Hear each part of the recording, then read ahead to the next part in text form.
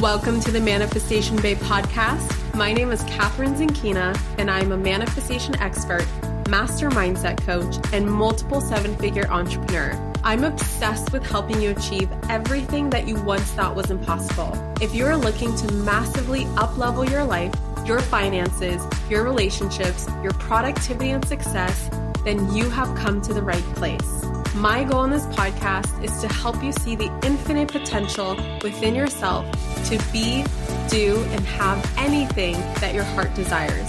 Think of this podcast as your weekly dose of mindset development to help you maximize who you are and where you're going. Leave it to me to provide you with the tools, the resources, the strategies, and teachings that you need to manifest a reality wilder than your wildest dreams. I know we're about to have so much fun together, so thank you so much for pushing play today. And now let's begin. Hello, gorgeous souls, and welcome back to part 2 of my Q&A. So if you haven't listened to part 1, basically what I'm doing over the next couple episodes on my podcast is I'm answering some of your popular top questions all about manifestation in celebration of my launch of my new program called the Manifestation Babe Academy, which as I mentioned in part 1, I've been so deep in the creation mode of it. And I'm super proud of this program. And it's just so exciting. And I'm also currently promoting my free 5-day workshop that will lead into that launch, which you can sign up at manifestationbabe.com/workshop, where you will learn how to make manifestation second nature, where I will show you how to overcome the things that are holding you back from receiving what you want and really hone in on your natural manifesting abilities. It is going to be so freaking good. I'm also going to drop the wait list to the new Manifestation Babe Academy in the show notes as well. I don't remember the link off the top of my head, but we're going to get it into the show notes. So with that being said, let's dive into part 2 of this fun Q&A series. So I'm going to go ahead and shout out every single person who answered the question, and they will also be linked. Their Instagram handles will be linked in the show notes as well, in case you want to say, hey, I loved your question on the Manifestation Babe podcast. Thank you so much for asking it. All right, so the first question, let's just dive right in, is from Alex Leigh J. I think that's how you pronounce it. Alex, Leigh, and then J. Hi, love your podcast. Yay. Well, you're going to hear yourself. You're going to hear your question on here. So that's awesome. There's a lot of manifestation guidelines that I see pop up on my TikTok. I freaking love TikTok, by the way.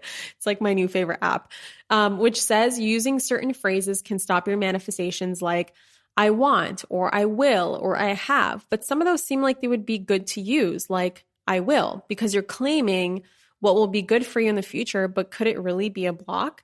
There's others I've seen that I can't recall at the moment, but let me know what you think. Thanks so much. Okay, quick sip of water. My matcha that I have in front of me is like making my mouth so dry. All right, Alex. Okay, love your question. And here's the thing. The good old manifestation guidelines from the internet, created by people of the internet, some are really, really good because there's people out there who genuinely know, like who embody and have that wisdom behind what they're talking about. And some people are just regurgitating something that they've heard from other places and don't really know why they're sharing what they're sharing. And it's actually out of my own personal frustration of it when I started my manifestation journey, of how like some advice was just really bad advice and some advice was just really good advice, and coming across certain misinformation or just confusion out there that actually led me to creating my academy so that I can help people release this confusion once and for all.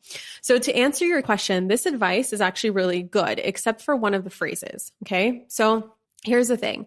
The reason why you don't want to say I want or I will, like I want $10,000 or I will have $10,000 as your intention when you are declaring something out loud or, in your journal or in your head or having a conversation with the universe. The reason why you don't want to do that is because, you're always creating from the present moment. And what you claim to have right now in your mind, you will hold in your hand in the future. Again, I'm going to repeat that. When you claim, whatever you claim to have right now in your mind is what you will hold in your hand in the future. So you're always creating from the present moment, even though you are declaring that something happens in your future, right? When you say, I want, or when you say, I will, like I want $10,000 or I will have $10,000, the reason why you don't say it is because you're always creating from the present moment. And when you say these phrases, you're leaving your desire forever in the future. So you will keep creating a reality of someday having the desire or constantly wanting the desire. So even though time has passed, you're still in the vibration of I want. So guess what? You're going to attract more wanting. Or I will, you're going to attract more of I will. It's always going to live in the future. When you say I have, and this is where I disagree because this is how I do it, I have, it's a present moment phrase, right? You are already creating the reality where you already have, which is where you do want to put your energy, focus, and attention. So I have $10,000. Thank you for the $10,000. In fact, that is probably the queen of all ways of setting intentions with the universe is saying thank you for. Thank you for my $10,000. I'm so happy and grateful that I now have $10,000. Thank you for my amazing husband. I am so happy and grateful that I'm now married to my soulmate. Thank you so much for my dream penthouse apartment in, Los Angeles. I am so happy and grateful now that I'm living in this incredible penthouse apartment or whatever you want to say, whatever you want to manifest. Okay. Does that make sense? Okay. The next question comes from @Netta_HE. Hey, he, Netta, he. Again, it's @Netta_HE. So your question is, and thank you for asking your question, is when manifesting, how do you stay in that moment of believing and feeling that you have what you're manifesting? My thoughts often waver, either thinking what I want is impossible, or I can't simply get into the moment of believing what I want is coming. So Netta, what you just shared that I've seen many, many, many of my students also share before in the past, before coming into my academies or before coming into my other courses. This is why I absolutely love doing hypnosis. Because here's the thing, you reprogram your mind in what's called the theta wavelength, which is where your brain wave activity is in when you're in trance, or also known as hypnosis. And this is also where your brain wavelength is before you fall asleep and right after you wake up. So that's when your mind is in the most malleable and reprogrammable phase. Okay. It's in something called the theta wavelength. Now, a lot of people try to reprogram themselves in the beta wavelength, which beta is full awareness, which is why thinking your way to richness or thinking your way to your desires does not work, is because thinking is a beta wavelength. It is a conscious mind activity. Okay. Now it can work with enough repetition, which is why I'm also a big fan of repetition. If your subconscious mind hears something enough times, it goes, all right, just stop repeating it. Okay, I got it. And it will literally take it in. Be like, okay, this must be the truth. I mean, you've said it 300 times, okay, I got it. And so it's going to take it in. It's going to absorb it in. So yes, repetition works, but it's just going to take a much longer time. Now, I like to combine both hypnosis and repetition, of course, but one of the fastest and easiest ways to do this is to have a regular hypnosis practice. And I just have a self-hypnosis practice, or I record audios similar to how I record them for my students. I record them for myself and I do my own hypnosis. Now, the alpha wavelength is also cool, which is where your brain waves are when you're in meditation. But again, theta is Coen. So this is also the wavelength, just to give you guys some context of that your brain is in when you're daydreaming. So when you're daydreaming and you're kind of spaced out and you're having a good time and you lose that concept of time, that's the key. There's like no time in theta wavelength. There's no time in the subconscious.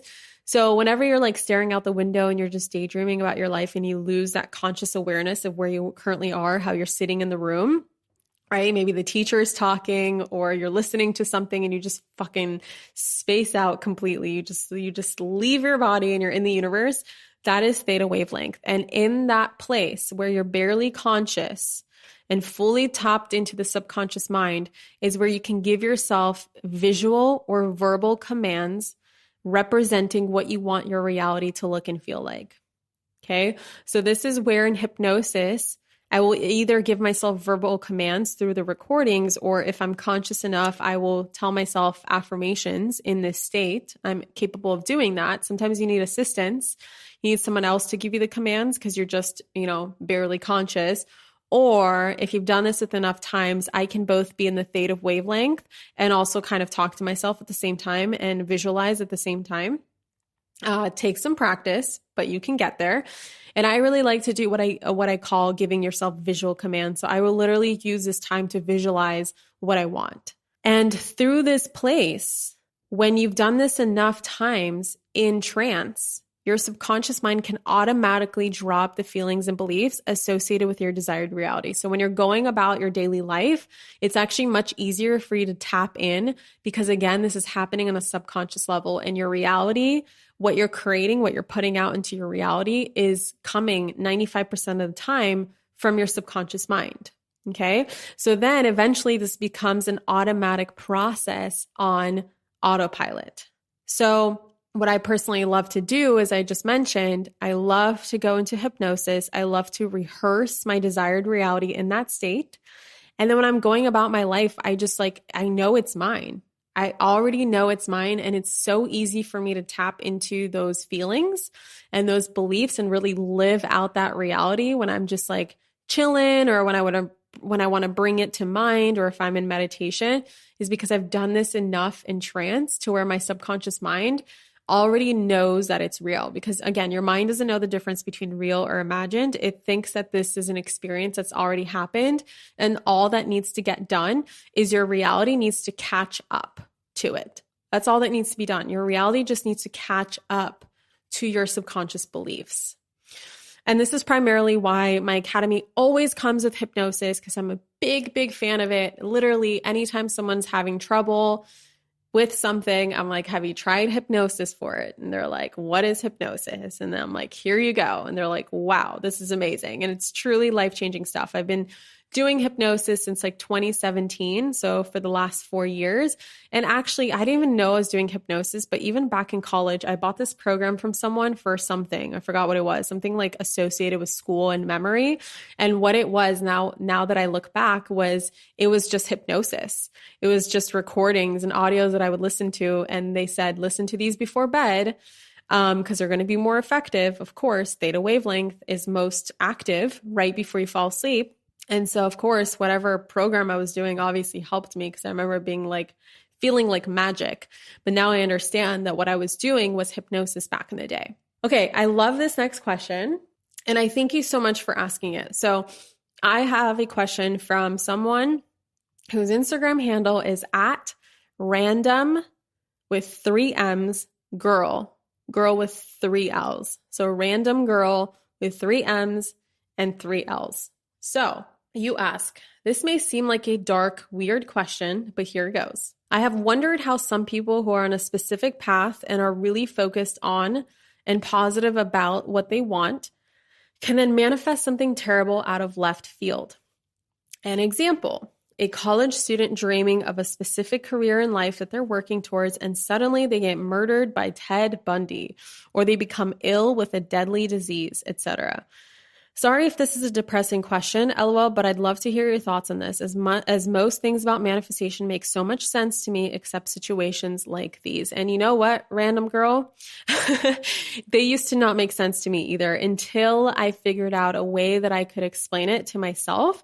And I'm going to share this in a way that I see this. Again, this is my viewpoint. I just want to reiterate that this does not mean that this is the way that it is for everyone and everyone sees it this way. This is how I just see the world.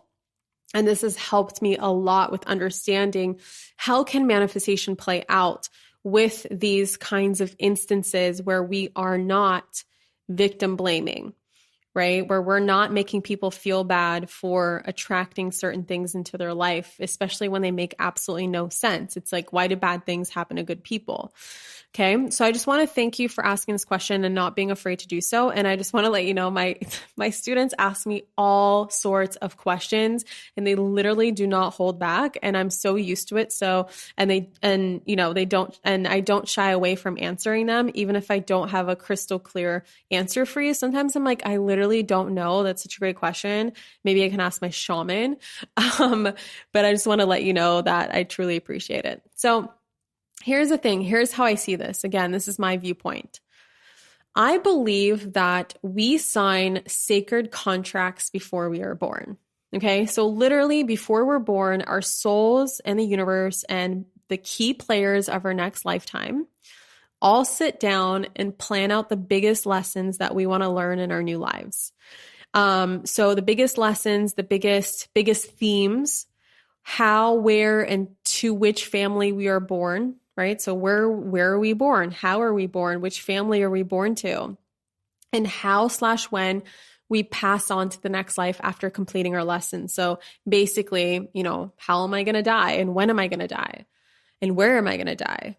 Those are all part of these sacred contracts. This is not something that we manifest, okay? This is not something that we are choosing in this lifetime. This is something that we are choosing before we are born. Now, where does manifestation play in, right? The conscious manifestation that I'm teaching of like, you get to create your own reality, right? If this is part of your sacred contract, do we actually have choice in the world that we create? Absolutely. Because between those plans, we have something called free will, where we can choose to learn these lessons the easy way, the lessons that we're here to learn. We can choose to learn them the hard way, and we can choose the kind of reality that we want to create once we gain the ability to become conscious manifestors after the age of 7-ish.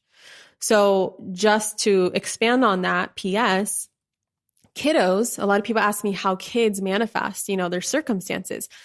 Kiddos are manifestors at such a young age, especially of their environment, because they're walking subconscious minds. They don't have a conscious mind. They don't have conscious choice. They don't yet have free will. They are wide open, just sponges to everything around them. So whoever is raising them and the kind of energy that they're raised in is what's determining the kind of frequency that they're putting out. Right? So when kids are raised in less than desired circumstances, that kind of sets the stage for what they attract as children. However, when children attract something that's less than desirable, like maybe something horrific, like for instance, I grew up in an abusive household, and I know you might be like, well, Catherine, it feels kind of wrong to say like, oh, I attracted that as a child. Well, here's the thing. I chose that before I incarnated into this planet, into this lifetime, to choose these parents and to choose, I grew up in poverty after we immigrated to the US. So between the ages of like 1 and 7, we had very, very, very little money. I was raised basically with a mom who was on welfare, and my dad was working 2 dishwasher jobs and literally a 1-bedroom apartment, abusive household, all this stuff. And the way I look at it is that I chose that childhood because this is the environment in which I was supposed to learn many of the lessons that I came here to learn. And then once I developed the ability to become a conscious manifestor, then it was up to me to then build upon what I've already learned and choose whatever new reality that I want to create based off of those teachings, if that makes sense. I'm going to expand a little bit more about that, but really, really quick, I just want to share, death. A lot of people ask me about death. I don't believe that death is something that's manifested consciously. I believe that just like your birth and just like some of the big sacred lessons that you're here to learn, that's also a sacred contract that's being fulfilled. This is why I'm personally never afraid of intending on manifesting money and receiving that money through an inheritance. I know a lot of people have that fear of like, oh my God, I set out to manifest 100 grand and someone in my family died and then I got the 100 grand. Did I just manifest their death? No, you're not that powerful. That's not up to you. You did not cause their death. They chose their death before they came here. And, I know that even if you do receive the money through that way, your intention did not cause their death. It was always their sacred contract. And that was just a channel that the money synchronistically had a chance to flow through. So it just so happened that you had the intention of manifesting 100 grand and that there was an inheritance attached to this person for 100 grand. Their death came at a certain time. And it just so synchronistically, money went, oh, here's a channel. I got to go to someone. I got to go somewhere. I am no longer attached to this person, attached to this soul. This soul left me behind. And so I'm going to go to the person which is intending me to flow to them, flow through them. Okay. So when it comes to like illness or other left field experiences, as you shared, or even like childhood examples, this can be part of the sacred contract as well, where you are here to learn something from these events to help you in your personal evolution. I am so grateful for the experiences that I had, especially as a child, because they taught me the strength and everything that I need in order to be able to create whatever reality that I want to create as an adult. It's just taught me so much. It's helped me evolve so much. It's taught me forgiveness. It's taught me compassion. It's grown my heart in tremendous proportions, which of course has helped me become a really good manifester, a really good heart-centered manifester. And so you might be here to heal generational trauma or ancestral trauma or even past life trauma. So it came up in your life to be healed, right? Some of the things the left field things that you might manifest, perhaps you came to this lifetime to heal those things. And so that's why they came up. They might run through your generation. They might run through your ancestors. Maybe your ancestors handed you this experience so that you can finally heal it. Or maybe in a past life, you didn't quite tie the ends together with something. And so you came here to kind of tie those ends finally. And so it came up in your life to be healed, and you have the free will to heal. So now you have that free will. This is where free will comes in conscious manifesting, to heal. And the free will to learn the big lessons you came here to learn and integrate them so that they don't ever repeat themselves in your lineage or in your future lives. And then when it's time for you to pass on into the next lifetime, you have another sacred contract. You're like, okay, I learned that lesson. Thank God, don't have to repeat it. My generation doesn't have to repeat it. My lineage doesn't have to repeat it. No one has to repeat it. I don't have to repeat it in a future life. Thank God for that experience. So I hope that answered your question, because for the longest time, I would always think about this and be like, and here's the problem. Here's the problem with only believing in the law of attraction, right? If you only think that the law of attraction exists, which most people do, oftentimes people shut down this concept of manifestation. They shut themselves down from a lot of magic that they're capable of experiencing, is because they can't rationalize how an innocent child could attract, a horrific, a horrific event into their life simply because they didn't believe enough, right? Or they weren't positive enough as kids or whatever it is, right? So I never sat with that. It never sat right with me. And so I had to figure out, through this evolution that I've gone through with learning and downloading information about the other laws that are in effect and bringing in a very spiritual perspective, because some things only make sense through a spiritual perspective, honestly. And through all of these perspectives tied together, I'm like, you know what? This is how it makes sense. And this is how I can be at peace with it, right? This is how I can understand that still, even in these circumstances, the universe is still working with us and for us in our favor, even if our perspective, our limited perspective says, but that's such a horrible thing. That is just unimaginable. That shouldn't happen. But we don't know how this plays out in the bigger balance of things. We don't know how that thing happening could actually have brought balance to that soul from a previous lifetime, right? We have no idea how that thing that happened to that child, how that's actually going to help them in their adulthood. And they're actually going to make the world a better place because that thing happened to them.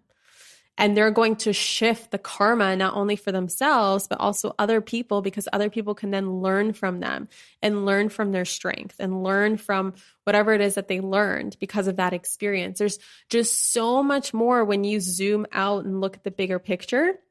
So that's what I did. And I had to learn to zoom out and look at the bigger picture.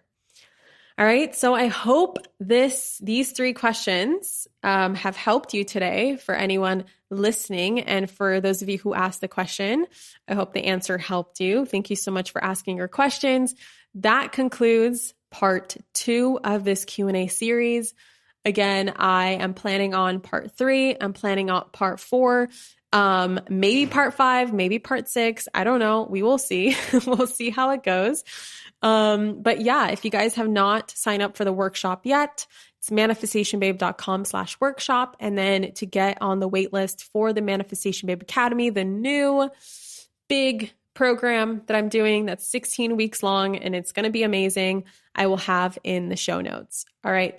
Love you guys so freaking much. I'll catch you in the next episode. Mwah. Bye. Thank you so much for tuning into today's episode. If you absolutely loved what you heard today, be sure to share it with me by leaving a review on iTunes so that I can keep the good stuff coming your way. If you aren't already following me on social media, come soak up the extra inspiration on Instagram by following @ManifestationBabe or visiting my website at manifestationbabe.com. I love and adore you so much and can't wait to connect with you in the next episode. In the meantime, go out there and manifest some magic.